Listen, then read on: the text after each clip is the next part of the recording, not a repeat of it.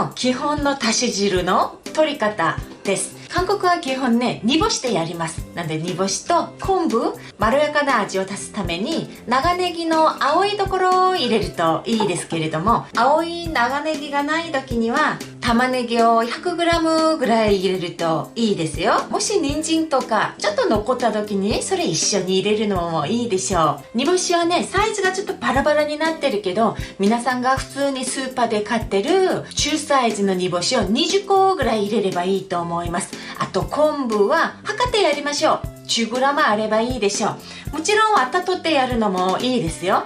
でも私はそのままずっと入れてきたので、そのまま入れてやります。だし汁の水は 1.5 リットルから2リットルでいいでしょう。ネギも割って入れます。煮干し、昆布もちょっと長かったらカットして入れましょう。じゃあこれで沸騰するまで強火です。沸騰してきたら火をやや弱火。この表面見てね、皆さん、この少しはブツブツブツブツする感じにして、ここから蓋閉めて15分やります。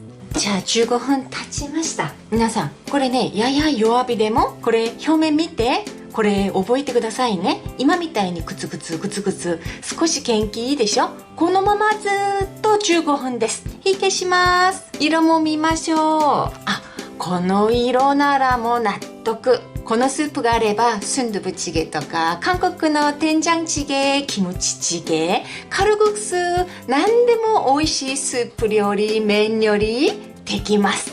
これが韓国料理のどこでも使える煮干しと昆布のだし汁です。